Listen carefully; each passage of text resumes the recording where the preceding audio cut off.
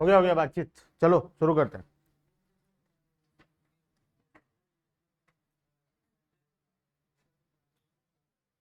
हम लोग last class में चैप्टर 3 शुरू किए थे, है ना। चैप्टर का नाम था डिमांड। क्या होता है डिमांड? What is demand? पढ़े थे लास्ट क्लास में। बोलो क्या होता है डिमांड? क्या होता है डिमांड?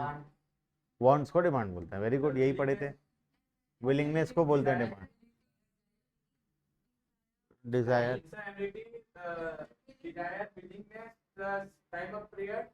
टाइम ऑफ पीरियड, अच्छा। Ability to buy. सब मिक्स कर दो, है ना। हाँ, वेरी गुड। चार एसेंशियल कंडीशन सेटिस्फाई होना चाहिए। ठीक है। जब किसी भी चीज में चार एसेंशियल कंडीशन सेटिस्फाई होता है तो उसको हम डिमांड बोलते हैं। सबसे पहला है विलिंगनेस टू बाय। ठीक है। उसके बाद विलिंगनेस मतलब खरीदने का इच्छा होना चाहिए। जब उसके साथ एबिलिटी ऐड हो जाता है, विलिंगनेस के साथ एबिलिटी ऐड हो जाती है। सिर्फ अगर विलिंगनेस है तो उसको हम क्या बोलते हैं? डिजायर बोलते हैं। उसके साथ एक और condition, second condition, ability to buy. Ability to buy का मतलब पॉकेट में पैसा होना चाहिए, मींस टू परचेज होना चाहिए। मुझे एक गाड़ी खरीदना है लेकिन गाड़ी खरीदने का पैसा ही नहीं है, तो मेरा विलिंगनेस तो है लेकिन एबिलिटी नहीं है। ठीक है। तो विलिंगनेस के साथ जब एबिलिटी ऐड हो जाता है तो डिजायर कन्वर्ट हो जाता है वांट में। ठीक है। अब वांट में जब दो चीज और ऐड हो जाता है, मतलब विलिंगनेस और एबिलिटी के साथ दो और कंडीशन जब ऐड हो जाएगा, price of the commodity and period of time, जब ये दोनों और ऐड हो जाएगा तो जब चारों कंडीशन सेटिस्फाई होगा तो हम उसको क्या बोलेंगे? डिमांड। ठीक है। तो किसी भी प्रोडक्ट का डिमांड होने के लिए चार एसेंशियल कंडीशन सेटिस्फाई होना जरूरी है। क्या क्या है चार एसेंशियल कंडीशन? सबसे पहला विलिंगनेस टू बाय होना चाहिए। विलिंगनेस टू बाय का मतलब खरीदने का इच्छा होना चाहिए। दूसरा एबिलिटी टू परचेज, मतलब तुम्हारे पॉकेट में मींस टू परचेज होना चाहिए, मतलब पैसा होना चाहिए।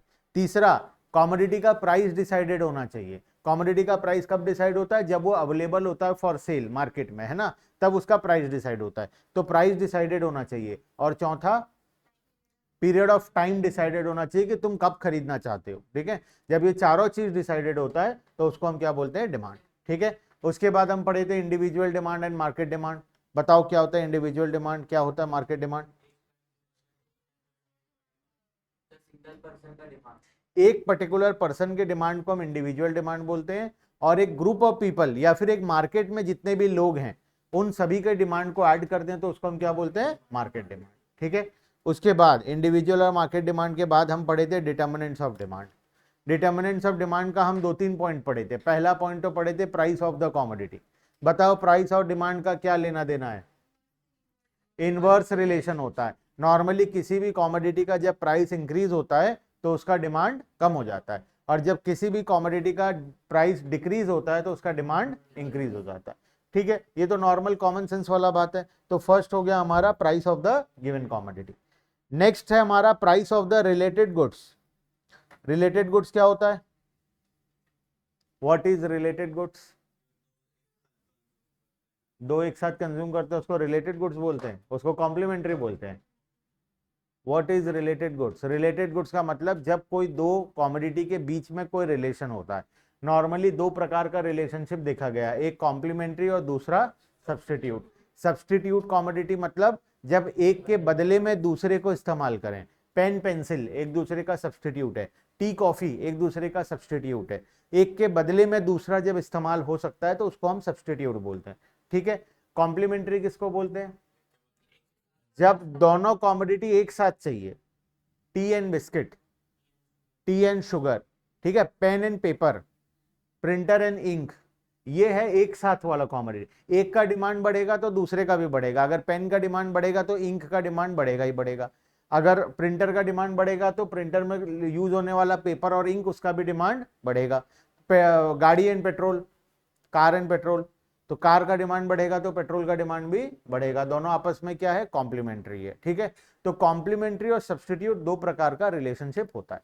सबसे पहला हम बात करते हैं सब्सटीट्यूट के बारे में। हम एग्जांपल लिए थे टी एंड कॉफी का। अब तुम बताओगे क्या होगा। ठीक है, मैं तुम्हें सिचुएशन दूंगा, तुम बताना क्या होगा। टी, कॉफी, अगर टी का प्राइस इंक्रीज हो जाए अगर टी का प्राइस इंक्रीज हो जाए, मैं जो क्वेश्चन पूछूंगा उसी का आंसर देना है, ठीक है। अगर टी का प्राइस इंक्रीज हो जाए तो टी का डिमांड क्या होगा? टी का डिमांड क्या होगा? डिक्रीज होगा। अगर टी का प्राइस इंक्रीज होगा तो टी का डिमांड डिक्रीज हो जाएगा। कॉफी के डिमांड में क्या फर्क पड़ेगा? कॉफी का डिमांड बढ़ जाएगा। क्यों बढ़ जाएगा कॉफी का डिमांड? क्योंकि टी का प्राइस इंक्रीज हुआ तो लोग चाय पीना कम कर देंगे। अगर लोग चाय नहीं पियेंगे तो उसके जगह में क्या पियेंगे? कॉफी पियेंगे। तो कॉफी का डिमांड बढ़ जाएगा। कॉफी का प्राइस क्या होगा? कॉफी का प्राइस सेम रहेगा। कॉफी का प्राइस में तो कोई चेंजेस आया नहीं है। हम चेंज किसको किए थे? टी को चेंज किए थे। टी के प्राइस को चेंज किए। टी का प्राइस जैसे ही बढ़ा, टी का डिमांड धीरे धीरे कम हो गया। टी का डिमांड कम होने से लोग कहां शिफ्ट हो गए? कॉफी में शिफ्ट हो गए और कॉफी का डिमांड बढ़ गया। तो बेसिकली अगर हम रिलेटेड गुड्स जब भी पढ़ते हैं, हम हमेशा क्रॉस रिलेशन चेक करते हैं। क्रॉस रिलेशन का मतलब एक का प्राइस दूसरे का डिमांड, क्रॉस रिलेशन होता है। नॉर्मली हम कभी भी क्रॉस रिलेशन चेक नहीं करते, सिर्फ रिलेटेड गुड्स के केस में हम लोग क्रॉस रिलेशन चेक कर, लिखे भी थे शायद हम लोग, है ना। We always check cross relation. अब ये क्रॉस रिलेशन क्या होता है? एक का प्राइस दूसरे का डिमांड, एक का प्राइस देखेंगे तो दूसरे का डिमांड देखेंगे, इसको हम लोग क्रॉस रिलेशन बोलते हैं। तो हम जब अभी क्रॉस रिलेशन देख रहे हैं तो हम एक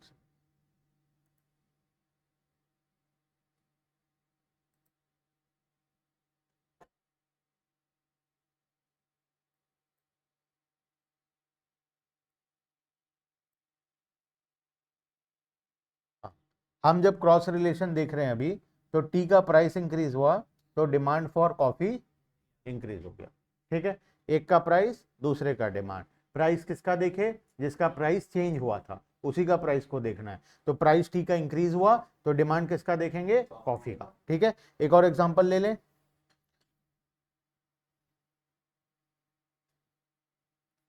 अगर टी का प्राइस डिक्रीज होगा तो बताओ टी के डिमांड में क्या इंपैक्ट पड़ेगा? टी का डिमांड इंक्रीज हो जाएगा। टी का डिमांड इंक्रीज हो जाएगा। अच्छा, टी का डिमांड इंक्रीज होगा, कॉफी के डिमांड में क्या फर्क पड़ेगा? क्यों कम हो जाएगा?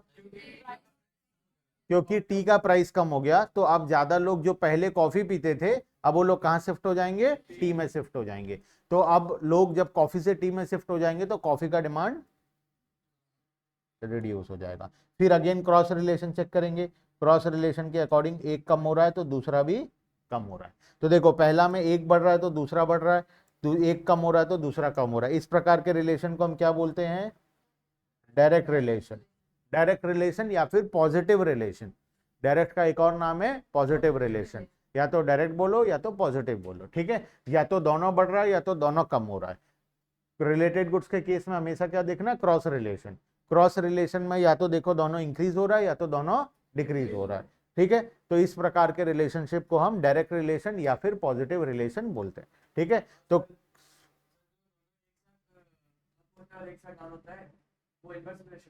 दोनों एक साथ अप होता है, एक साथ डाउन होता है, उसी को तो डायरेक्ट बोलते हैं। ये देखो दोनों एक साथ बढ़ रहा है कि नहीं? प्राइस इसका, डिमांड इसका, एक साथ बढ़ा। इसका प्राइस कम हुआ तो इसका डिमांड कम हुआ। क्या हो रहा है? एक साथ कम हुआ। तो जब दो कॉमोडिटी एक साथ इंक्रीज होता है या एक साथ डिक्रीज होता है, उसको या तो डायरेक्ट रिलेशन या फिर पॉजिटिव रिलेशन बोलते हैं। इनवर्स या इनडायरेक्ट जो बोलते हैं वो उसमें ऑपोजिट होता है, एक बढ़ता है तो दूसरा कम होता है, ठीक है। ये कौन सा कॉमोडिटी का केस था? Substitute commodity. अब इसी का एक और रिलेशन है complementary. Tea and sugar. Tea and sugar complementary है क्योंकि एक चाहिए तो साथ में दूसरा भी चाहिए। एक का डिमांड बढ़ेगा तो दूसरे का भी बढ़ेगा, एक का कम होगा तो दूसरे का भी कम होगा। तो बताओ टी का प्राइस अगर इंक्रीज होगा तो टी का डिमांड क्या होगा? डिक्रीज होगा। अगर टी का डिमांड डिक्रीज हो जाएगा तो शुगर का डिमांड डिक्रीज हो जाएगा। जब लोग चाय नहीं पियेंगे तो शुगर का डिमांड कहां से होगा, है ना। तो दोनों में कौन सा रिलेशन है? इनवर्स, ठीक है। चलो एक बार प्राइस कम करके भी देख लेते हैं। अगर प्राइस कम होगा तो डिमांड क्या होगा? बढ़ जाएगा। अगर टी का डिमांड बढ़ जाएगा तो शुगर का डिमांड बढ़ जाएगा। अगेन दोनों में कौन सा रिलेशन आया, इनवर्स।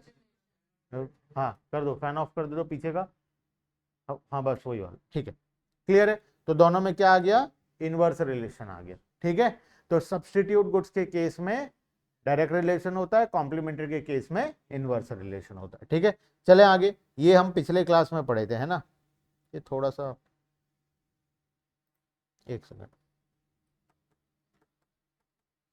ऑनलाइन में अनुष्का, श्रद्धा, उमंग और वंशिका, थोड़ा सा हैंग हो रहा है, पता नहीं क्यों।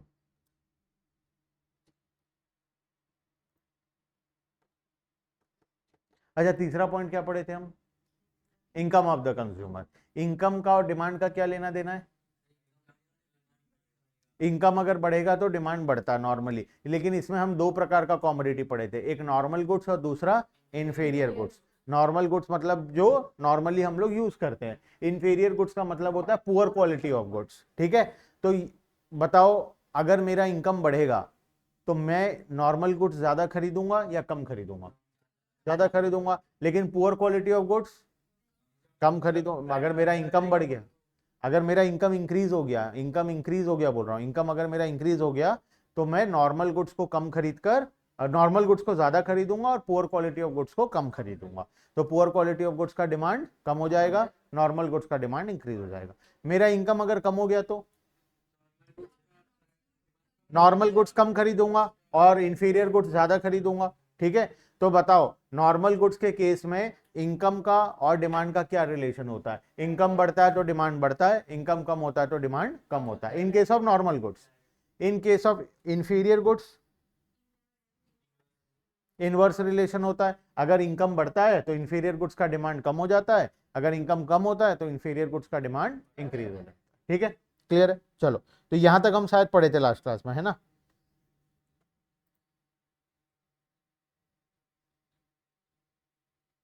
क्या हो गया इसको,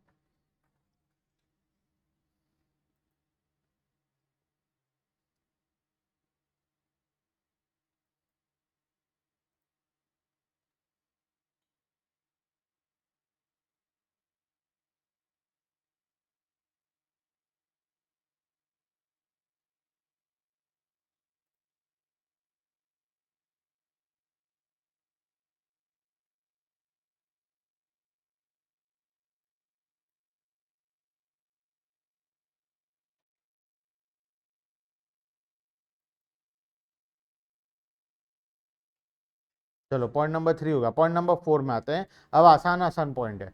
पॉइंट नंबर 4 है taste and preference of the consumer.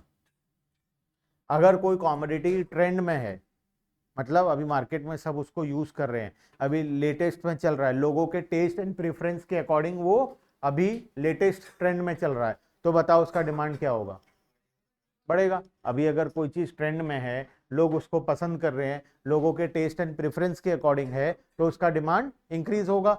तो प्राइस इंक्रीज होगा तब भी इंक्रीज होगा डिमांड, है ना, क्योंकि अभी वो फैशन में है, ट्रेंड में है। अगर वो आउटडेटेड हो गया तो प्राइस इंक्रीज होने पर भी क्या उसका डिमांड इंक्रीज होगा या डिक्रीज होगा, उसका डिमांड हमेशा डिक्रीज होगा, चाहे प्राइस तुम इंक्रीज कर लो या प्राइस तुम डिक्रीज कर लो। बीच में बहुत सारे कॉमोडिटी जैसे फेमस, एक तो वो फिगेट स्पिनर आया था, याद है, हर कोई लेके घूमता था, याद है। उस टाइम पर वो कितना कॉस्टली बिकता था मार्केट में, फिर भी लोग उसे खरीदते थे।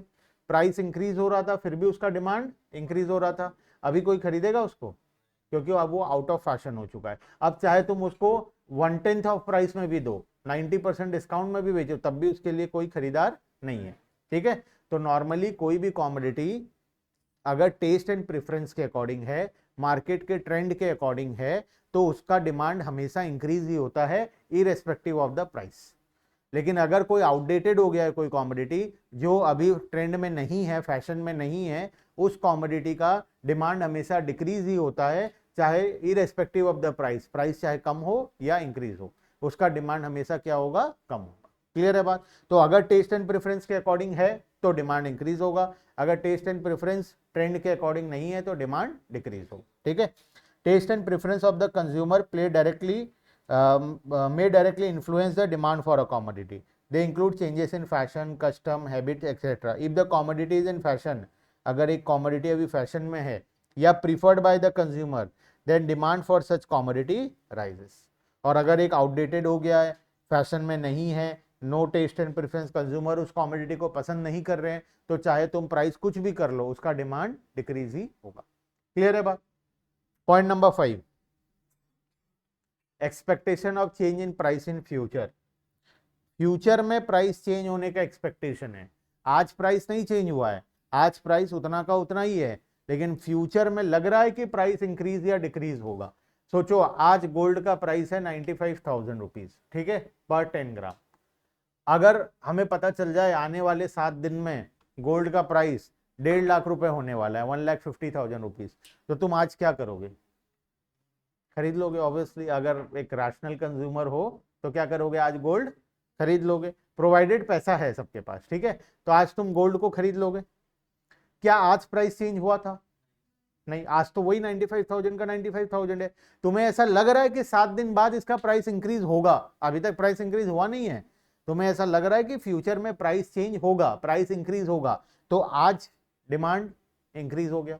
अगर तुम्हें लग रहा है फ्यूचर में गोल्ड का प्राइस 95,000 से 1,50,000 हो जाएगा, तो तुम आज गोल्ड खरीदना शुरू कर दोगे, तो आज गोल्ड का डिमांड इंक्रीज हो जाएगा। क्यों इंक्रीज हुआ? क्या आज प्राइस कम हुआ था? नहीं हुआ था, लेकिन हमें लग रहा है कि आने वाले दिनों में इसका प्राइस इंक्रीज होगा। क्लियर है बात? तो अगर हमें फ्यूचर में लगता है किसी कॉमोडिटी का प्राइस इंक्रीज होने वाला है, तो आज उसका डिमांड इंक्रीज हो जाता है। आज इसका प्राइस चेंज नहीं हुआ है, तो हमें लग रहा है कि फ्यूचर में इंक्रीज होगा, तो इस वजह से आज लोग उसको खरीदना शुरू कर देते हैं। और तुम्हें पता चल जाए फ्यूचर में अभी गोल्ड 95,000 है, फ्यूचर में ये 50,000 हो जाएगा 10 दिन बाद, तो आज क्या करोगे? अगर खरीदने वाले थे भी तो नहीं खरीदोगे, और बहुत लोग तो जो रखे हैं खरीद के पहले से उसको बेचना शुरू कर देंगे, तो जो डिमांड होना चाहिए था वो भी नहीं होगा, ठीक है, कोई भी गोल्ड नहीं खरीदेगा। तो अगर क्या आज प्राइस चेंज हुआ है? आज 95 का 95 ही है, आज प्राइस इंक्रीज नहीं हुआ है, हमें लग रहा है कि फ्यूचर में प्राइस डिक्रीज होगा, इस वजह से हम आज खरीदना बंद कर दिए। क्लियर है बात? ठीक है, तो पॉइंट नंबर 5 बोलता है फ्यूचर में अगर किसी कॉमोडिटी का प्राइस इंक्रीज या डिक्रीज होने वाला है, तो उसका इंपैक्ट आज उसके डिमांड पर पड़ता है, डिमांड आज उसका इंक्रीज हो जाता है या डिक्रीज हो जाता है। क्लियर है? पढ़ो इसको। If the price of certain commodities expected to increase in near future, then people will buy more of that commodity than what they normally buy. There exists a direct relationship between expectation of change in price in future and change in demand for the current period. Clear है? 5 point पढ़े अभी तक, कोई doubt पांचों point में से? क्या क्या 5 पॉइंट पढ़े? पहला तो प्राइस ऑफ द कॉमोडिटी, दूसरा price of the related commodity, उसके अंदर दो था, कॉम्प्लीमेंट्री एंड सब्स्टिट्यूट। तीसरा पढ़े इनकम ऑफ द कंज्यूमर, उसमें 2 प्रकार के कॉमोडिटीज थे, normal and inferior. Point number 4 पढ़े taste and preference. Point number 5 पढ़े expectation of change in price in future. Clear है? आगे चले तो ये 5 डिटर्मिनेंट्स ऑफ डिमांड होते हैं, 5 फैक्टर्स होते हैं जो डिमांड को डिटरमाइन करते हैं, जिसकी वजह से डिमांड या तो इंक्रीज होता है या तो डिक्रीज होता है। ये तो हो गए 5 नॉर्मल इंडिविजुअल वाले फैक्टर्स, ठीक है। 3 फैक्टर्स और हैं डिटर्मिनेंट्स ऑफ मार्केट डिमांड के अंदर में। पहले तीनों पॉइंट को पढ़ लेते हैं, फिर दोनों में डिफरेंस देखेंगे, ठीक है। Size and composition of population,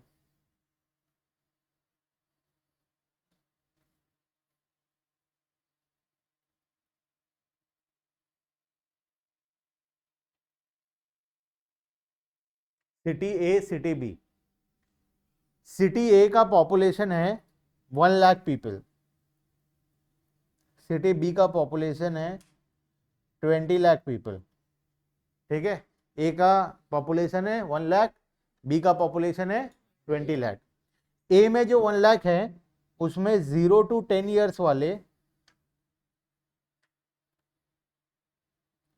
0 to 10 years वाले 20,000 है, 10 to 20 ईयर्स वाले 5,000 है, 20 to 40 ईयर्स वाले 5,000 है, 40 to 60 ईयर्स वाले, अच्छा इसको 20 नहीं करते, इसको 40 कर देते हैं, 60 to 100 ईयर्स वाले कितना बच गए? 45,000 है। ये है डिवाइड पॉपुलेशन का कॉम्पोजिशन, ठीक है।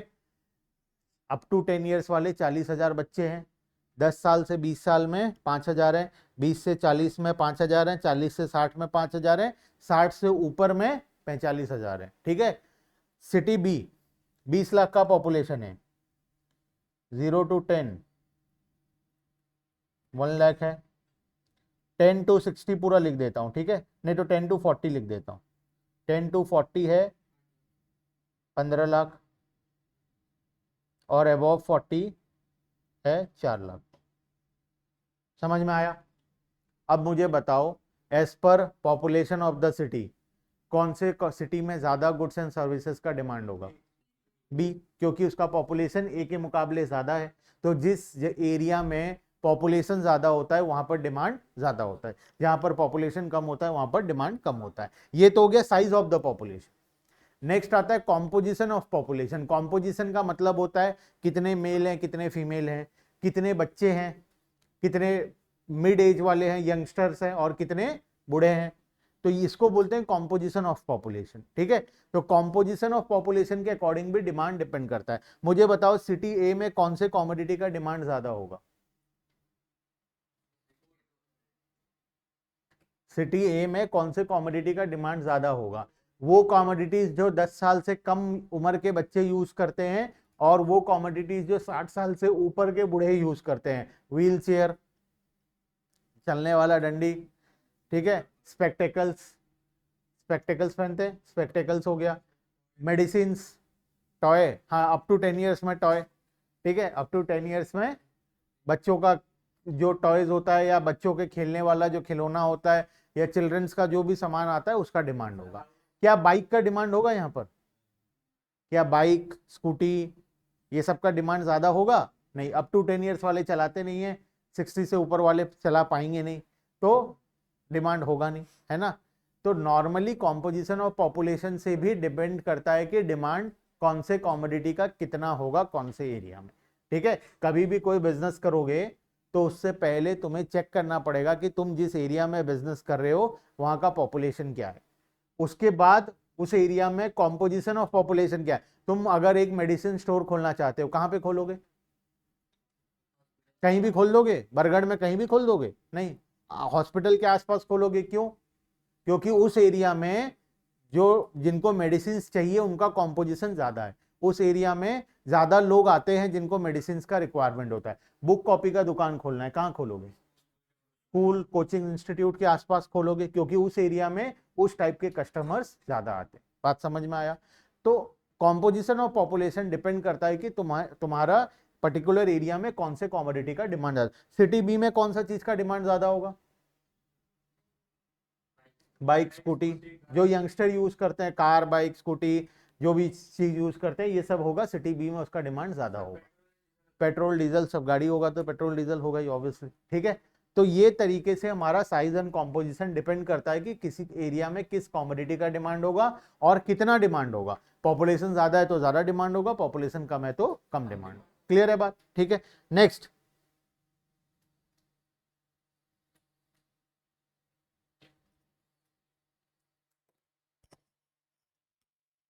एक सेकेंड।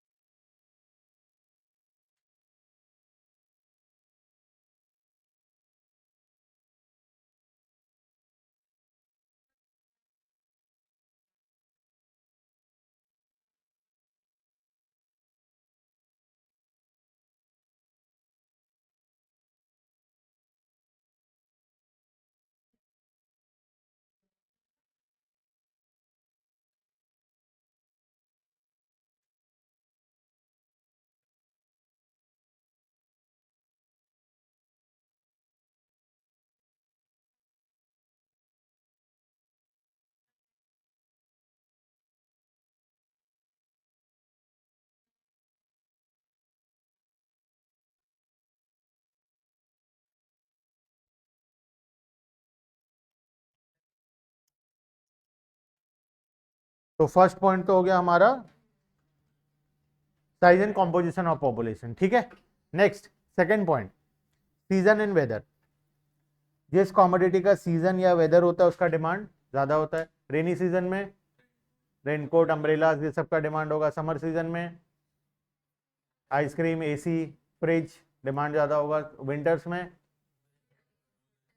मतलब तुमको अच्छे से पता है सीजन एंड वेदर के अकॉर्डिंग हमारा डिमांड डिपेंड करेगा, ठीक है। किसी भी कॉमोडिटी का अगर सीजन या वेदर है तो उसका डिमांड इंक्रीज होगा ही होगा, चाहे उसका प्राइस इंक्रीज हो या डिक्रीज हो। दिवाली के टाइम पे फायर क्रैकर्स का डिमांड इंक्रीज हो जाता है, उस टाइम पे उसका प्राइस भी डबल हो जाता है, लेकिन फिर भी डिमांड मल्टीपल टाइम्स इंक्रीज होता है बिकॉज उसका सीजन एंड वेदर है, ठीक है।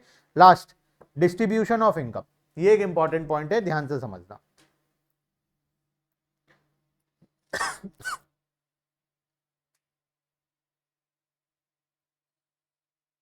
City A, city B.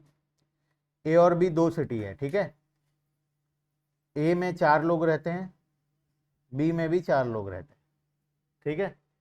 4 लोगों का सिटी है। A B C D, A B C, ठीक है। 4 लोग रहते हैं, ठीक है। अब सिटी ए में जो 4 लोग रहते हैं इनका इनकम है 2,50,000, 250, 250, 250। सब एक ही जगह काम करते हैं, सबको 2.5 लाख रुपए सैलरी मिलता है। टोटल इनकम कितना हो गया? 10 लाख। तो सिटी ए का पूरा टोटल इनकम है 10 लाख। सिटी बी, ए का इनकम है 10,000, बी का इनकम है 20,000, इसका इनकम है 20,000 और इसका इनकम है 9,50,000। टोटल कितना हो गया? वही 10 लाख। मतलब सिटी ए का ओवरऑल इनकम 10 लाख है, सिटी बी का भी ओवरऑल इनकम 10 लाख है, ठीक है।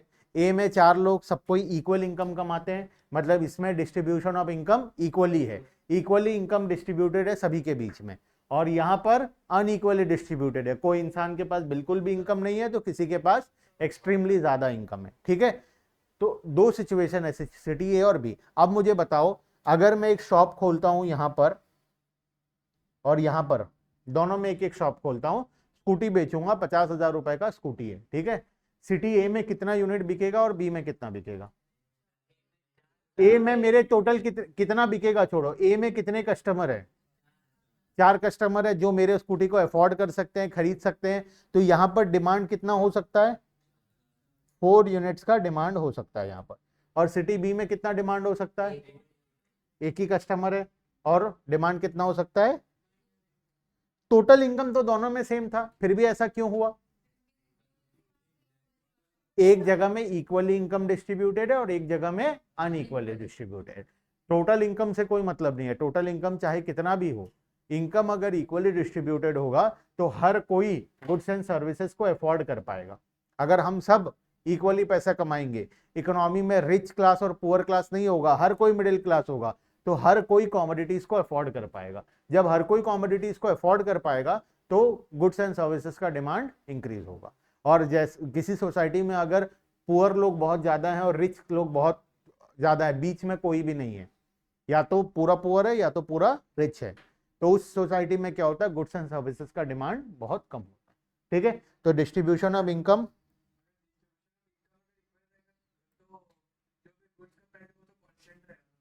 गुड्स का प्राइस से इसका कोई लेना देना नहीं है। गुड्स का प्राइस से इनकम से क्या लेना देना? इनकम और प्राइस थोड़ी रिलेटेड है। तुम कितना पैसा कमा रहे हो और मार्केट में गुड्स का क्या प्राइस होगा उसका कोई लेना देना है? कोई लेना देना नहीं है। तुम कितना कमा रहे हो और तुम कितना खरीदोगे वो लेना देना है। तुम कितना गुड्स खरीदोगे, प्राइस क्या होगा उसका तुम्हारे इनकम से कोई लेना देना नहीं है, ठीक है। अगर इनकम से लेना देना होता तो मेरा इनकम कम है, तुम्हारा ज्यादा है, तो इस केस में क्या होता? प्राइस कैसे डिसाइड होगा? तो हमारे इनकम का प्राइस के साथ कोई लेना देना नहीं है, हमारे इनकम का डिमांड के साथ लेना देना है, ठीक है। हमारा इनकम ज्यादा होगा तो डिमांड ज्यादा होगा, हमारा इनकम कम होगा तो डिमांड कम, ठीक है। अब डिस्ट्रीब्यूशन ऑफ इनकम बताओ, अगर इनकम इक्वली डिस्ट्रीब्यूटेड है तो उस केस में क्या होता है? डिमांड ज्यादा होता है। और इनकम अगर अनइक्वली डिस्ट्रीब्यूटेड है तो उस केस में डिमांड कम होता है, ठीक है। चलो, ये तो हो गया 3 पॉइंट। तो टोटल हम कितना पॉइंट पढ़े? 8 पॉइंट पढ़े, है ना। 5 पॉइंट पहले इंडिविजुअल डिमांड का पढ़े, 3 पॉइंट मार्केट डिमांड का पढ़े। इंडिविजुअल डिमांड का 5 पॉइंट क्या क्या था? Price of the commodity, price of the related commodity, income of the consumer, taste and preference, और पांचवा expectation of change in price in future. और फिर मार्केट डिमांड का 3 पॉइंट पढ़े, size and composition of population, season and weather and distribution of income. Total 8 point पढ़े। Exam में question आएगा what are the determinants of individual demand, कितना point लिखोगे? 8 point. अगर what are the determinants of individual demand आएगा तो उसमें 8 point लिखना है, ठीक है? नहीं सॉरी, अगर इंडिविजुअल डिमांड आएगा तो 5 पॉइंट लिखना है। And what are the determinants of market demand पूछेगा तो 8 पॉइंट लिखना है। मार्केट डिमांड का जो 3 पॉइंट है वो in addition to 5 points above है, ठीक है? यहां पे लिखा हुआ भी है मार्केट डिमांड का जो 5 पॉइंट, मार्केट डिमांड में टोटल 8 पॉइंट होता है, पहले का 5 प्लस अभी का 3, तो बेकार में रिपीट करना पड़ेगा बोल के दिया नहीं है। ऊपर वाला जो 5 पॉइंट है वो पांचों मार्केट में कॉमन है, प्लस मार्केट में 3 एक्स्ट्रा पॉइंट है, ठीक है? तो मार्केट डिमांड के अंदर टोटल कितना पॉइंट है? 8 पॉइंट। इंडिविजुअल डिमांड में कितना पॉइंट है? 5 पॉइंट। दोनों में 5-5 कॉमन है, इसीलिए एक ही बार दिया है, ठीक है? तो मार्केट डिमांड का क्वेश्चन आएगा what are the determinants of market demand, कितना पॉइंट लिखेंगे? 8 पॉइंट। 5 इंडिविजुअल का, 3 मार्केट, टोटल 8 पॉइंट। और what are the determinants of individual demand आएगा तो क्या लिखेंगे? 5 पॉइंट। क्लियर है बात? ठीक है, चलो नेक्स्ट, डिमांड फंक्शन। अब इजी टॉपिक्स है। फंक्शन ऑफ डिमांड, बचपन में मैथ्स पढ़े थे ना? मैथ्स तो पढ़े ही होगे बचपन में। y equals to F X, याद आ रहा है कुछ? क्या होता है ये? 10th में पढ़े थे तो बताओ फिर तो याद होगा। क्या होता है ये? What is this? मैथ्स क्या होता है? y equals to F X, बताओ क्या है? 10th में पढ़े थे ना, क्या है? इसको रीड क्या करेंगे? कौन किसका फंक्शन है? क्या है? y equals to F X, याद आ रहा होगा, ऐसा कुछ टर्म्स तो याद आ रहा होगा। x is a function of y, या हम बोलते हैं y is a function of x। x जैसे जैसे चेंज होगा y वैसे वैसे चेंज होगा। या एक और एग्जांपल लेते हैं, F X equals to 2x plus 3। अब याद आ गया। अब x का वैल्यू 0 लोगे तो y का वैल्यू कितना होगा? 3। x का वैल्यू 1 लोगे तो y का वैल्यू 5। मतलब जैसे जैसे x बदलते जाएगा y का वैल्यू बदलते जाएगा, ठीक है? मतलब fx का वैल्यू बदलते जाएगा। तो इसी तरीके से हम डिमांड फंक्शन बनाते हैं। डिमांड फंक्शन क्या होता है? Demand equals to function of all the 5 factors. इन पांचों फैक्टर में अगर कुछ भी बदलेगा तो उसके वजह से डिमांड बदलता जाएगा। जैसे यहां पर अगर x बदलेगा तो fx बदलेगा। x अगर 0 होगा, 1 होगा, 2 होगा, 3 होगा, 4 होगा, जैसे जैसे x बदलते जाएगा fx का वैल्यू भी बदलते जाएगा, ठीक है? उसी तरीके से अगर फैक्टर्स बदल देगा तो उसके वजह से डिमांड भी बदलेगा। फैक्टर्स में कौन कौन सा है? इंडिविजुअल डिमांड में 5 फैक्टर है, देखो पांचों फैक्टर पढ़े थे। px मतलब price of the commodity, pr मतलब price of related commodity, y मतलब income of the consumer, t मतलब टेस्ट एंड प्रेफरेंस, और f मतलब expectation of change in price in future, ठीक है? तो ये 5 पॉइंट हम पढ़े थे। इन पांचों पॉइंट में अगर कोई भी चेंजेस आएगा तो उसका इंपैक्ट किसके ऊपर पड़ेगा? डिमांड के ऊपर पड़ेगा, ठीक है? तो इसीलिए हम फंक्शन बना दिए, demand of x equals to function of all the 5 factors, ठीक है? वैसे ही मार्केट के केस में भी पहले का 5 पॉइंट तो है ही, 3 और ऐड हो गया, size and composition of population, season and weather and distribution of income.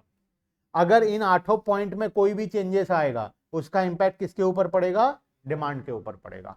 अगर सीजन वेदर चेंज हो गया तो डिमांड चेंज हो जाएगा। अगर size and composition of population change हो गया तो डिमांड चेंज हो जाएगा। डिस्ट्रीब्यूशन ऑफ इनकम चेंज हो गया तो डिमांड चेंज हो जाएगा। प्राइस चेंज हो गया तो डिमांड चेंज हो जाएगा। तो इनमें से कोई भी फैक्टर में चेंजेस आएगा तो उसकी वजह से डिमांड में चेंजेस आएगा। इसी को बोलते हैं हम फंक्शन ऑफ डिमांड। 2 फंक्शन हुआ, individual demand function and market demand function. Individual demand function में हम 5 फैक्टर लिए, मार्केट डिमांड फंक्शन में हम 8 फैक्टर लिए। क्लियर है बात? ठीक है, चलें आगे। Demand schedule. शेड्यूल का मतलब होता है टेबल। क्या नहीं समझ में आया? मार्केट डिमांड फंक्शन बताओ। इंडिविजुअल क्या होता है बताओ? इंडिविजुअल डिमांड फंक्शन क्या होता है? मार्केट नहीं समझ में आया ना, इंडिविजुअल बताओ। फंक्शन इंडिविजुअल डिमांड एक आदमी का होता है, मार्केट डिमांड सभी का होता है, ये तो हम लास्ट क्लास में पढ़े थे। इंडिविजुअल डिमांड फंक्शन क्या होता है? जो इंडिविजुअल के 5 फैक्टर्स थे जो हम अभी पढ़े थे, उन 5 फैक्टर्स में अगर कोई भी चेंजेस आएगा तो उसका इंपैक्ट किस में पड़ेगा? डिमांड के ऊपर पड़ेगा, उसी को बोलते हैं इंडिविजुअल डिमांड फंक्शन। वैसे ही मार्केट डिमांड के केस में अगर 8 पॉइंट में कोई चेंजेस आएगा, 8 पॉइंट पड़े, 5 + 3 टोटल 8, अगर उन 8 में कोई भी चेंजेस आएगा तो उसकी वजह से डिमांड में चेंजेस आएगा। ठीक है, अब नेक्स्ट आ जाओ, डिमांड शेड्यूल। डिमांड शेड्यूल क्या होता है? टेबल। एक टेबल होता है जिसमें प्राइस और क्वांटिटी दिया होता है। जैसे जैसे प्राइस बढ़ेगा क्वांटिटी वैसे वैसे कम होगा, जैसे जैसे प्राइस कम होगा क्वांटिटी वैसे वैसे बढ़ेगा। ये टेबल को हम क्या बोलते हैं? डिमांड शेड्यूल बोलते हैं। ठीक है, देखो साइड में एक तो डिमांड शेड्यूल दिया हुआ है। 5 रुपए में कितना यूनिट बिकेगा? 1।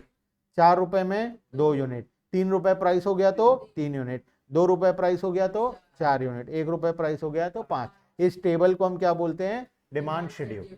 ये एक इंसान का डिमांड दिया हुआ है, एक आदमी कितना खरीदेगा। अगर कॉमोडिटी का प्राइस 5 रुपए है तो एक आदमी 1 यूनिट खरीदेगा, अगर 4 रुपए है तो 2 यूनिट खरीदेगा। एक पर्टिकुलर पर्सन का दिया हुआ है, इसीलिए इसका नाम क्या है? Individual demand schedule. तो मार्केट डिमांड शेड्यूल क्या होगा? जब सभी का डिमांड को हम ऐड कर देंगे, 5 रुपए में तुम कितना खरीदोगे, तुम कितना, जितने लोग हैं सभी के डिमांड को अगर हम ऐड कर दें, 4 रुपए में सभी के डिमांड को ऐड कर दिए, 3 रुपए में सभी के डिमांड को ऐड कर दिए, तो इसका अगर हम टेबल बना दें तो क्या बन जाएगा? Market demand schedule. ठीक है, एक छोटा सा एग्जांपल दिया मार्केट डिमांड शेड्यूल में। मान लो एक मार्केट में 2 ही आदमी हैं, ए एंड बी। 5 रुपए का प्राइस में ए 1 यूनिट खरीदेगा, बी 2 यूनिट्स खरीदेगा, टोटल कितना हो जाएगा? 3 यूनिट। 4 रुपए 3 2 1 सभी का डिमांड दिया हुआ है और दोनों को आपस में टोटल कर दिए तो हमें क्या मिल गया? मार्केट डिमांड शेड्यूल मिल गया। क्या कुछ भी डिफिकल्ट है इसमें? बच्चों वाला चीज है। ठीक है, तो अभी तक हम क्या क्या पढ़े हैं चैप्टर में? पूरा स्टार्टिंग से बताओ, स्टार्टिंग से। कल स्टार्टिंग चैप्टर जब स्टार्ट किए थे, पहले डेफिनेशन पढ़े डिमांड का, फिर इंडिविजुअल डिमांड क्या होता है, मार्केट डिमांड क्या होता है, उसके बाद डिटर्मिनेंट्स ऑफ डिमांड पढ़े। डिटर्मिनेंट्स ऑफ डिमांड में टोटल 8 पॉइंट था, इंडिविजुअल के केस में 5 पॉइंट, मार्केट के केस में 8 पॉइंट। उसके बाद हम क्या पढ़े आज? डिमांड फंक्शन क्या होता है। ठीक है, और उसके बाद पढ़े demand schedule. Next demand curve. Demand curve भी जितना इजी डिमांड शेड्यूल था उससे ज्यादा इजी डिमांड कर्व है। कर्व का मतलब होता है डायग्राम। ठीक है, जब इस टेबल को तुम एक डायग्राम में कन्वर्ट कर दोगे, टेबल से डायग्राम आता ही है, बचपन में किए थे ग्राफ पेपर में। जब टेबल से डायग्राम में कन्वर्ट कर दोगे उसको हम क्या बोलेंगे? Demand curve. जब डिमांड शेड्यूल को हम डायग्राम में कन्वर्ट कर देते हैं, ठीक है, उसको हम क्या बोलते हैं? Demand curve. ठीक है, तो इंडिविजुअल डिमांड शेड्यूल को अगर डायग्राम में कन्वर्ट करेंगे तो उसको क्या बोलेंगे? Individual demand curve. Market demand schedule को अगर डायग्राम में कन्वर्ट करेंगे तो उसको क्या बोलेंगे? Market demand curve, simply. ठीक है, तो इंडिविजुअल के केस में इंडिविजुअल डिमांड कर्व और मार्केट के केस में market demand curve. Market demand curve में देखो, पहले ए का कन्वर्ट किया, बी का कन्वर्ट किया, दोनों को प्लस किया तो क्या निकल गया? मार्केट का निकल गया। ठीक है, ए का बनाया, बी का बनाया, दोनों को प्लस किया तो मार्केट का बन गया। क्लियर है बात? यहां तक क्लियर है सबको? ठीक है, चलो डिमांड कर्व का डेफिनेशन में आ जाओ। Demand curve is a graphical representation. Graphical representation मतलब एक ग्राफ होता है ऑफ डिमांड शेड्यूल। जो डिमांड शेड्यूल हम बनाए थे उसी को जब हम ग्राफ में कन्वर्ट करते हैं तो वो क्या बन जाता है? Demand curve. डिमांड शेड्यूल को जब ग्राफ में बनाते हैं तो डिमांड कर्व बनता है। ठीक है, it is a locus of all the point showing various quantity of a commodity that a consumer is willing to buy at various price level during a given period of time assuming no। कुछ समझ में आया? नहीं। Normally demand curve हमें क्या show करता है, अब तुम बताओ। अगर मैं पॉइंट पी में हूं, इसका मतलब क्या है? 5 रुपए के प्राइस पर मैं कितना यूनिट खरीदूंगा? 1 यूनिट। अगर मैं क्यू में हूं तो उसका मतलब क्या है? 4 रुपए के प्राइस पर मैं कितना यूनिट खरीदूंगा? 2 यूनिट। अगर मैं पॉइंट टी में हूं तो 1 रुपए के प्राइस पर मैं कितना यूनिट खरीदूंगा? 5 यूनिट। अब पढ़ो डेफिनेशन को। It is a locus of all the point showing various quantity of a commodity that a consumer is willing to buy. अलग अलग कॉमोडिटीज जो कंज्यूमर खरीदना चाहता है अलग अलग प्राइस लेवल्स पर। 1 रुपए प्राइस होगा तो कितना खरीदेगा, 2 रुपए होगा तो कितना खरीदेगा, 3 होगा तो कितना खरीदेगा, इसी को बोलते हैं हम लोग डिमांड कर्व। क्लियर है बात? ठीक है, तो individual demand curve and market demand curve. ठीक है, क्लियर है? तो यहां पर हम आज का क्लास को स्टॉप करते हैं। इसके बाद डिमांड कर्व क्यों फ्लैट होता है, स्लोप क्या होता है, ये सब हम नेक्स्ट क्लास में आगे कंटिन्यू करेंगे। ठीक है, यहां तक क्लियर है? कोई डाउट यहां तक? नहीं? चलो, ऑनलाइन में अनुष्का, श्रद्धा, उमंग और वंशिका।